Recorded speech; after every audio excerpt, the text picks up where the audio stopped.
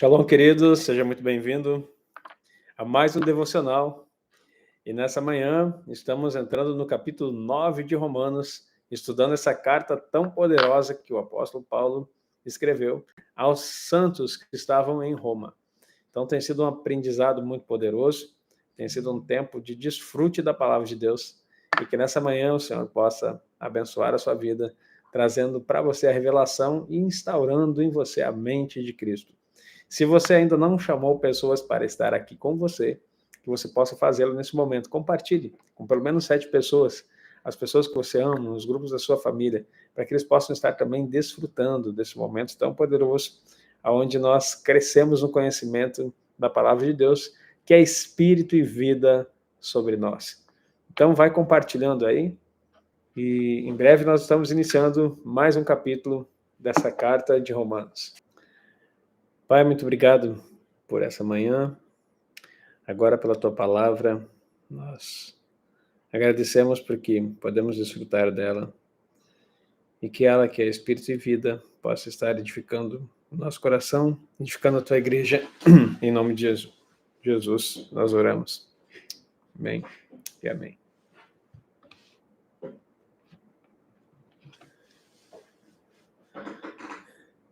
Vamos lá então, capítulo 9 de Romanos. Em Cristo digo a verdade, não minto, dando-me testemunho à minha consciência no Espírito Santo, que tenho grande tristeza e contínua dor no meu coração, porque eu mesmo poderia desejar ser anátema de Cristo, por amor dos meus irmãos, que são parentes segundo a carne, que são israelitas, dos quais é a adoção. Olha a informação desse verso 4. Dos quais é a adoção de filhos, e a glória, e as alianças, e a lei, e o culto, e as promessas. Marca aí. De quem que são essas coisas?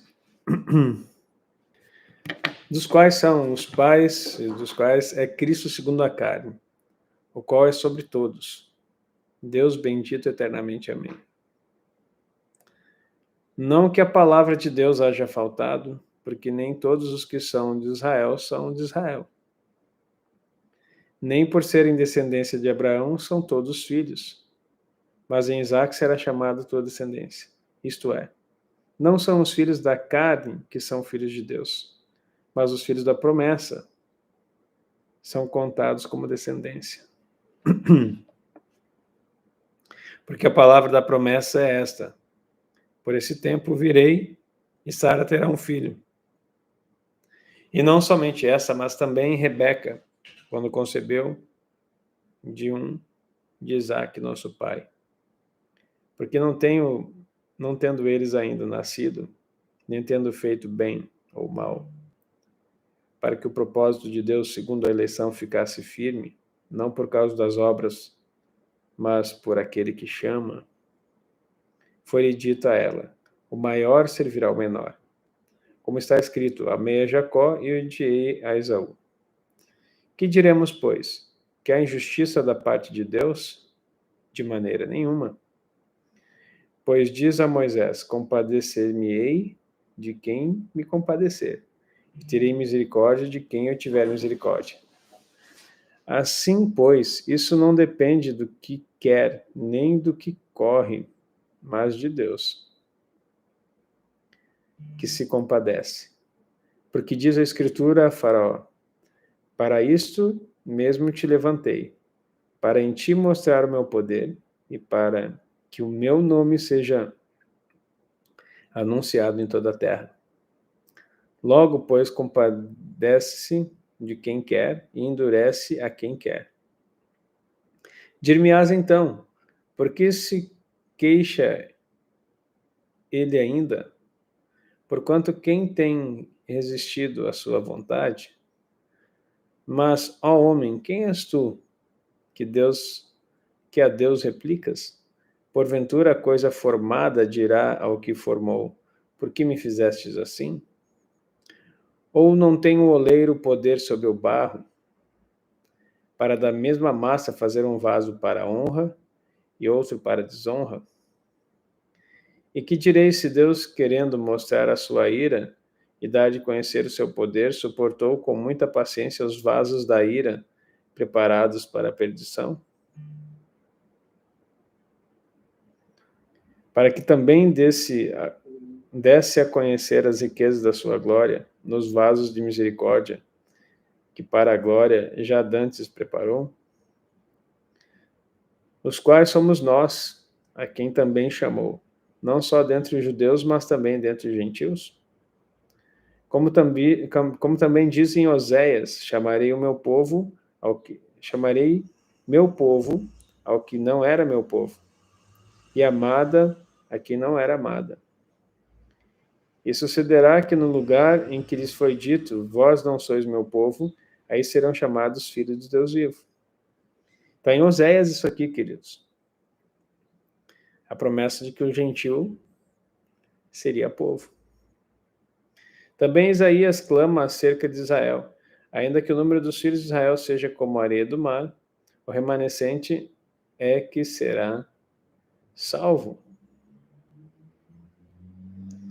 Porque ele completará a obra e abreviá-la em justiça, porque o Senhor fará breve a obra sobre a terra. E como antes disse Isaías, se o Senhor dos Exércitos não deixara descendência, teríamos nos tornado como Sodoma e teríamos sido feitos como Gomorra. Que diremos, pois? Que os gentios que não buscavam a justiça alcançaram justiça? Sim, mas a justiça que é pela fé. Mas Israel, que buscava a lei da justiça, não chegou à lei da justiça.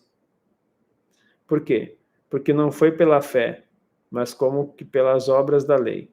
Pois tropeçaram na pedra de tropeço. Como está escrito: Eis que põe em Sião uma pedra de tropeço e uma rocha de escândalo. E todo aquele que crer nela não será confundido. Então, aqui nesse capítulo, Paulo faz uma introdução de algo interessante, falando a respeito da importância de Israel e a importância, ou a misericórdia e o papel do gentio. Paulo chega a dizer: eu gostaria de fazer anátema. Anátema quer dizer maldito, por causa de Cristo, pelos meus irmãos. O que Paulo diz assim: eu trocaria a minha vida para salvar o povo de Israel. Porque deles são as promessas, deles são a lei, deles são o culto. Tudo que veio por meio deles. Dele também, de Israel que veio também Yeshua, na linhagem carnal, terrena, física. Então ele está aqui falando muito forte a esse respeito, queridos. E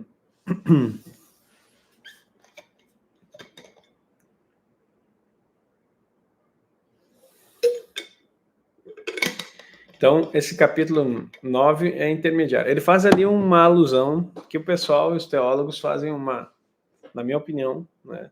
Digo eu, não o Senhor, fazem uma grande confusão. Ele faz uma analogia, dizendo que Deus não teria poder de fazer vasos para honra e para desonra.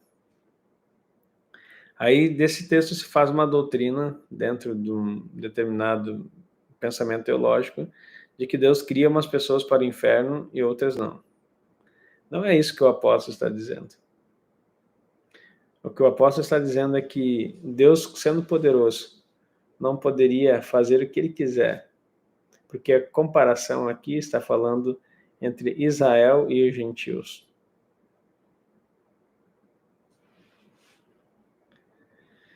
E eu nem vou entrar nesse detalhe para não trazer discussões aqui que não vão acrescentar nada na sua vida.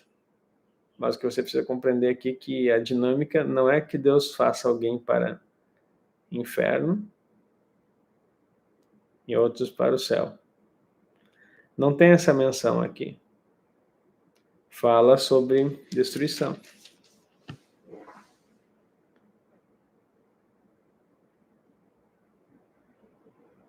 Ó.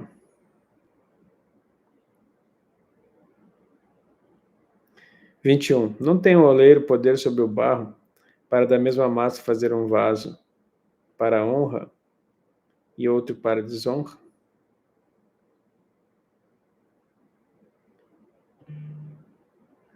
E que direis se Deus, querendo mostrar sua ira e dar a conhecer o seu poder, suportou com muita paciência os vasos da ira preparados para a perdição? Então, se você lê isso aqui apenas nesse contexto e você não sabe a história, parece que Deus de fato fez alguém para a perdição e fez alguém para a salvação. Mas a tônica aqui está dizendo que o Senhor tem poder sobre o barro. E após terminar aqui o livro de Enoque, e de entender o que está acontecendo, é que todos nós somos feitos do mesmo material, de barro. Certo? E como é que você explica que o ser humano caiu? Ali, ó, a Rosemary já escreveu, a semente da serpente é que pode ser a desonra. O poder do barro é o mesmo. O poder sobre o barro é o mesmo. Só que um foi criado para um propósito. E o outro se misturou. A frase que eu ia dizer, a Glória escreveu aqui, ó, se misturou com os anjos caídos. Já virou um vaso para a desonra.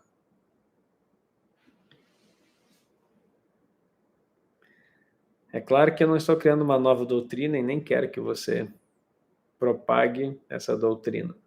Eu quero que você entenda e acabe com todo um aparato de livros e livros, estantes e estantes de textos falando sobre predestinação, Deus faz um para o céu, outro para o inferno.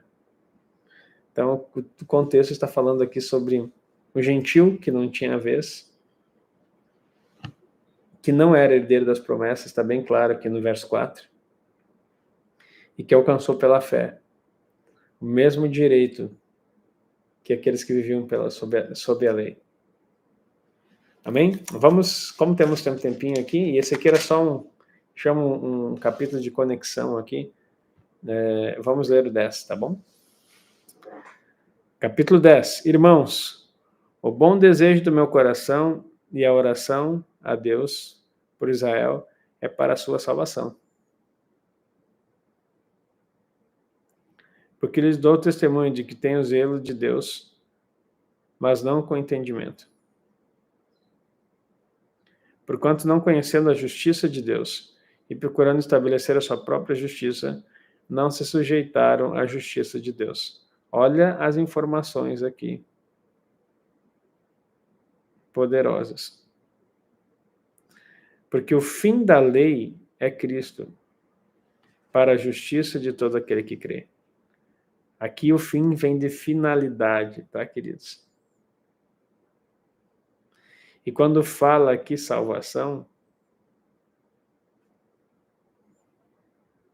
não está falando que eles estão perdidos, mas é que eles possam ser alcançados pelo mesmo poder de Yeshua. Porque enquanto eles estão cumprindo a lei, quem erra é culpado de toda a lei. Ainda opera neles a justiça de morte, e não a justiça que é pela graça. Amém? Então quer dizer que todo judeu está no inferno? Quem diz? O que está dizendo aqui é que a forma como eles interpretam ainda tem maiores consequências e maiores dificuldades.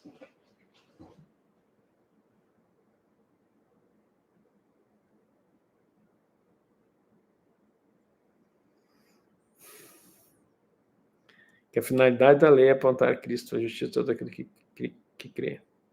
Ora, Moisés descreve a justiça que é pela lei, dizendo: o homem que fizer essas coisas viverá por elas. Se o povo de Israel conseguiu viver por elas antes de Yeshua, por que depois de Yeshua eles não vão poder mais viver?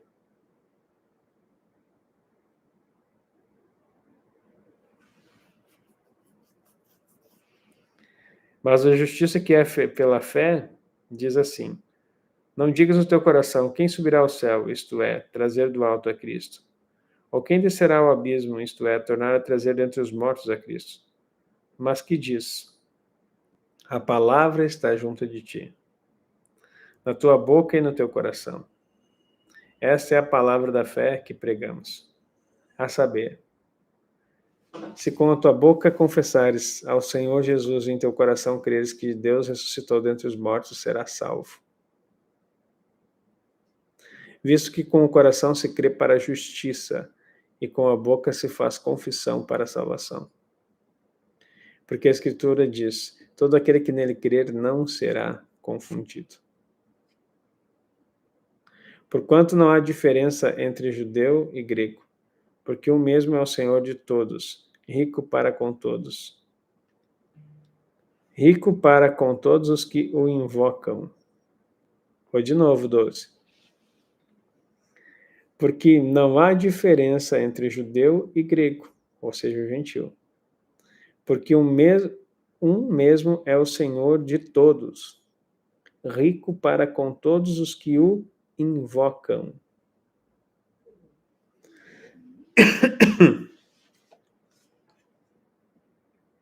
Como, pois, invocarão aquele em quem não creram? E como crerão naquele de quem não ouviram? E como ouvirão se não há quem pregue? E como pregarão se não forem enviados? Como está escrito: quão formosos os pés dos que anunciam o evangelho da paz, dos que trazem alegres novas de boas coisas. Mas nem todos têm obedecido ao evangelho, pois Isaías diz: Senhor, quem creu na nossa pregação? De sorte que a fé vem pelo ouvir, e ouvir pela palavra de Deus. Mas digo, porventura não ouviram? Sim, por certo, pois por toda a terra saiu a voz deles, e as suas palavras até os confins do mundo. Mas digo, porventura Israel não soube? Primeiramente diz Moisés: eu vos porei em ciúmes com aqueles que não são povo, com gente insensata vos provocareis a ira. O gentil. Isaías ousadamente diz: fui chamado pelos que não me buscavam, fui manifestado aos que por mim não perguntavam. Mas para Israel diz: todo dia estendi as minhas mãos a um povo rebelde e contradizente. Capítulo 11. Digo, pois, porventura rejeitou Deus o seu povo? Tudo parece aqui dar a entender, né, de que então não tem mais jeito para Israel.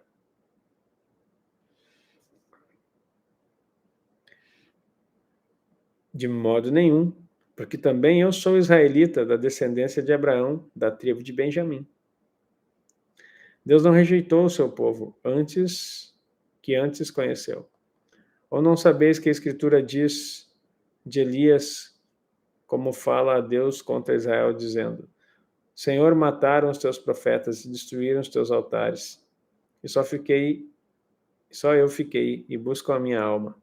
Mas que lhe diz a resposta divina? Reservei para mim 7.000 homens, que não dobraram os joelhos a Baal. Assim, pois, também agora, nesse tempo, ficou um remanescente, segundo a eleição da graça. Mas se é por graça, já não é mais pelas obras. De outra maneira, a graça já não é graça. Se, porém, é pelas obras, já não é mais graça. De outra maneira, a obra já não é obra. Pois que o que Israel buscava não o alcançou, mas os eleitos alcançaram e os outros foram endurecidos. Preste atenção. Está falando aqui de obras para a salvação. E que obras eram essas para a salvação? Sacrifícios, certo?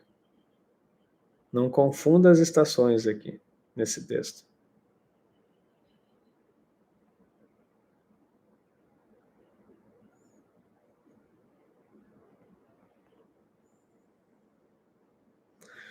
Vamos lá, então?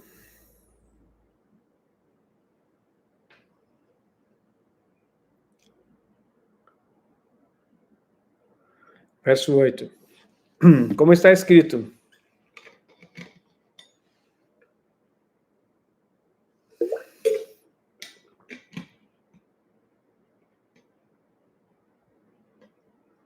Deus lhe deu espírito de profundo sono, olhos para não verem e ouvidos para não ouvirem, até o dia de hoje. E Davi diz: torne-se-lhes a sua mesa em laço, torne-se-lhes a sua mesa em laço, em armadilha e em tropeço por sua retribuição. Escureçam-se-lhes os olhos para não verem, e encurvem-se-lhes continuamente as costas. Digo, pois, porventura tropeçaram para que caíssem? De modo nenhum. Mas pela sua queda veio a salvação aos gentios, para os incitar ciúmes.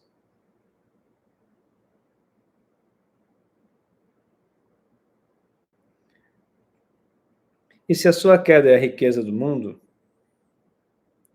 e a sua diminuição a riqueza dos gentios, quanto mais a sua plenitude. Porque convosco falo, gentios, que enquanto for apóstolo dos gentios, exalto o meu ministério, para ver se de alguma maneira posso incitar ciúmes na minha carne e salvar alguns deles. Olha só. Porque se a sua rejeição é reconciliação do mundo, qual será a sua admissão, senão a vida dentre os mortos? E se as primícias são santas, também a massa o é. Se a raiz é santa, também os ramos o são.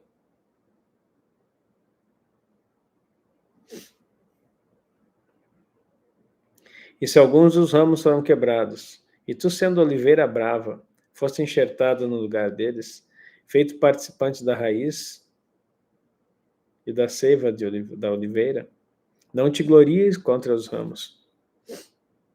Se contra eles te gloriares, não és tu que sustenta a raiz, mas a raiz a ti. Dirás, pois, os ramos foram quebrados para que eu fosse enxertado. Está bem. Pela sua incredulidade foram quebrados. E tu estás em pé pela fé. Então não te ensoberbeças, mas teme. Porque se Deus não poupou os ramos naturais, teme que não te poupe a ti também. Considerai, pois, a bondade e a severidade de Deus, para os com cair, a severidade de Deus, para com os que caíram, severidade, mas para contigo benignidade, se permaneceres na sua benignidade. De outra maneira, também tu serás cortado. Também eles, se não permanecerem na incredulidade, serão enxertados, porque poderoso é Deus para os tornar a enxertar. Porque se tu foste cortado da natural oliveira brava, e contra a natureza enxertado na boa oliveira, quanto mais esses que são naturais serão enxertados em sua própria oliveira.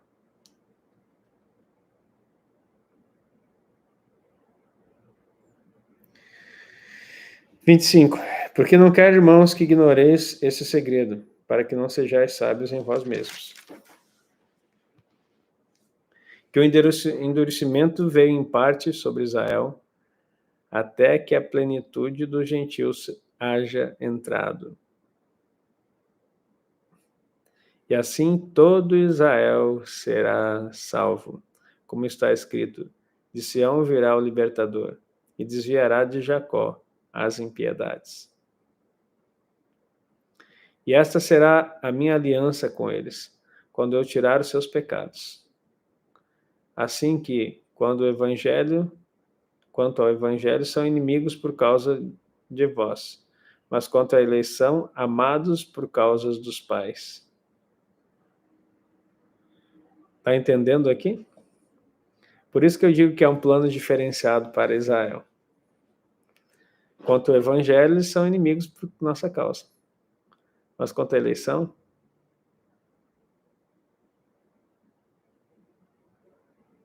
eles são amados por conta dos pais. Agora, pega essa parte aqui quanto à eleição.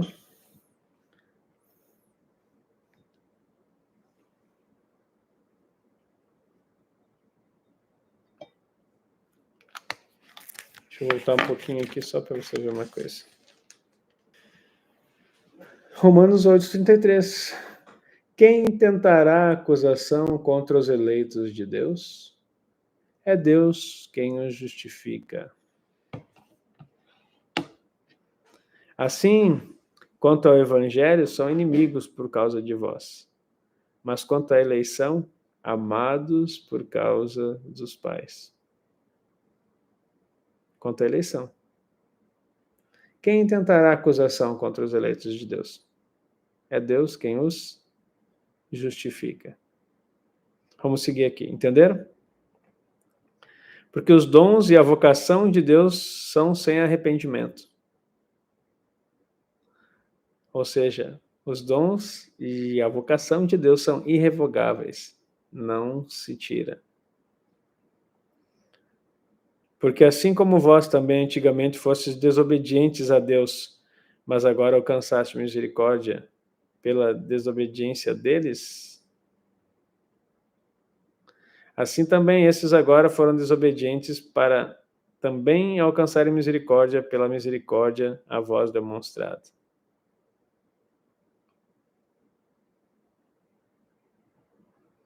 Porque Deus encerrou todos debaixo da desobediência para com todos usar misericórdia. Então todos se tornaram desobedientes, porque todos pecaram. Para que todos alcancem a misericórdia. Ó a profundidade das riquezas, tanto da sabedoria como do conhecimento de Deus. Quão insondáveis são os seus juízos, e quão inescrutáveis os seus caminhos. Porque quem compreendeu a mente do Senhor, ou quem foi seu conselheiro, ou quem deu primeiro a ele para que lhe seja recompensado? Porque dele, por ele, para ele são todas as coisas. Glória, pois, a ele eternamente. Amém. Bem, queridos.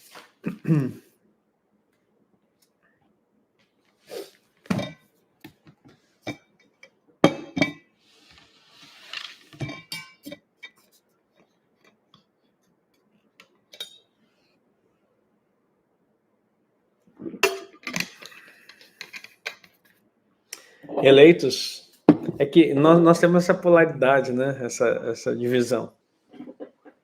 O que Romanos 11 está mostrando assim, ó, Deus tem um povo, e desde o início foi para as nações. Ele se revelou em Israel como primogênito, para que através dele todos alcançassem a misericórdia. Como Israel não creu e não fez aquilo que eles deveriam fazer, Israel como um todo, então ele precisou endurecer parte deles para que se cumprisse aquilo que o Senhor tinha mandado. Então você nunca pode esquecer que os 12 de Yeshua eram judeus. Não foi Israel inteiro que não creu. Os 3.000 que se converteram de todas as nações eram liderados por judeus. A Roma, que nós estamos lendo aqui, eram os santos que estão em Roma, judeus. Você está entendendo que a igreja messiânica era uma igreja de judeus. E o que houve de resistência foi o judaísmo. Aqueles mesmos que denunciaram Yeshua como sendo errado, como se estivesse destruindo a lei. Porque ele não destruiu a lei. E todo aquele que diz que Yeshua destruiu a lei está debaixo do mesmo espírito dos falsos zelosos pela lei. que eram de Israel. Então, é muito claro para mim que Israel tem um papel. E esse papel foi cumprido. E agora nós temos um papel. Como Paulo fala ali. Através de nós, os ciúmes vão vir para Israel para que todo Israel seja salvo. Então a igreja que não põe ciúmes em Israel não está cumprindo seu papel. A igreja que não entende que Yeshua chorou por Jerusalém e disse que não o veriam mais até que dissesse: bendito é o que vem em nome do Senhor. Então, que não compreende isso, não vai conseguir ver as grandes coisas que Deus tem para Israel. Então, nesse cenário, e daí você fica preocupado, tá? Mas eles estão sendo salvos ou não? Sem Yeshua.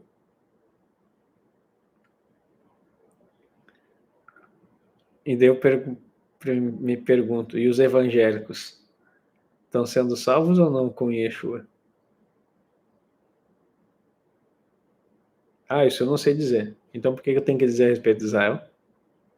Agora, se tu souber me dizer se a igreja evangélica e os que se denominam cristãos estão sendo salvos com aquilo que eles estão vivendo, também te direi se Israel está sendo salvo com aquilo que eles vivem. Essa medida de superioridade de achar porque você conhece de ouvir falar, Yeshua, você está no céu?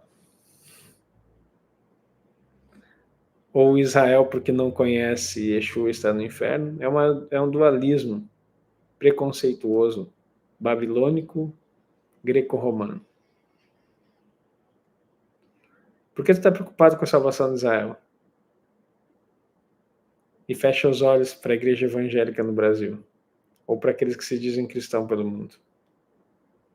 Eu me preocupo mais com esses do que com Israel. Porque tem uma palavra aqui que diz: e todo Israel será salvo. Mas não tem nenhuma palavra dizendo que todo gentil vai ser salvo.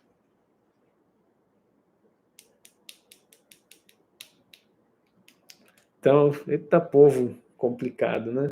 Quer tirar Israel da posição que tem por usurpação e quer viver uma vida de qualquer jeito, achando que vai substituir Israel. Que graça. Então, tem cuidado de ti mesmo e da doutrina. Persevera nessas coisas e assim salvarás tanto a ti quanto aos que te rodeiam. Obrigado por estar junto aqui. Deixa eu orar mais uma vez por você. Pai, obrigado por esse tempo, obrigado por essa palavra, que sejamos edificados no teu espírito e que possamos colher do fruto, em boa medida, que a tua palavra gera. Oramos em nome de Jesus. Amém e amém. Bem, queridos, Deus abençoe sua vida. Um beijo no seu coração. Shalom, shalom.